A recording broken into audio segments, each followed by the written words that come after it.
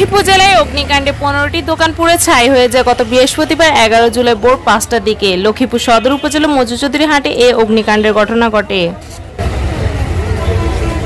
অগ্নিকাণ্ডের ঘটনার খবর পেয়ে লক্ষ্মীপুর ফায়ার সার্ভিসের 3টি ইউনিট প্রায় 1 ঘন্টা চেষ্টা করে আগুন নিয়ন্ত্রণে আনে। এর পূর্বে আগুনে পুড়ে মালামাল সহ 15টি দোকান পুড়ে ছাই হয়ে যায়। কাপড় দোকান, জুতার দোকান, কুকারের দোকান, বড় বড় মাছের দোকান। অর্থ কিরকম? অর্থ প্রায় এক এক দোকানে প্রায় 20-25 লাখ টাকা এক এক দোকানে।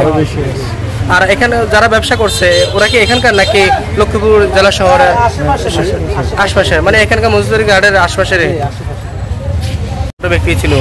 না, মধ্যবিত্তি, বর্তমানে মধ্যবিত্তিতে নিচ্ছে যারা, তারাই বেশিরভাগ করতে হবে। অর্থনৈতিকভাবে তার এত ইয়ে নাই। যদি প্রশাসনকে দৃষ্টি আকর্ষণ করছি, আবার মাননীয় আমাদের এমপি মহোদয়কে দৃষ্টি আকর্ষণ করছি যেন আমাদেরকে কিছু ক্ষতিপূরণ দেয়, আমরা যেন সামনের দিকে ব্যবসা বাণিজ্য করে খাইতে পারি। অন্যদিকে অগ্নিকাণ্ডের খবর পেয়ে স্থানীয় সংসদ সদস্য ও লক্ষ্মীপুর জেলা আওয়ামী লীগের সাধারণ সম্পাদক অ্যাডভোকেট নুরুদ্দিন চৌধুরী নয়ন বলেন, আমরা ক্ষতিগ্রস্তদের তালিকা করার জন্য ইউনিয়নে বলছি এবং ক্ষতির পরিমাণ, ক্ষতির কারণ কি সেটা নির্ধারণ এবং এ বিষয়ে জেলা প্রশাসকের ওখানে আবেদন জমা দেওয়া আর মন্ত্রণালয়ে যে ক্ষতির জন্য আবেদন জমা দেওয়ার জন্য বলছি।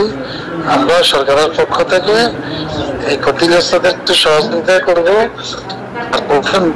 ওদের মেধাবী ছিল, ওদের ঘরগুলো উঠাইতে জানা বাধা না, এটা তো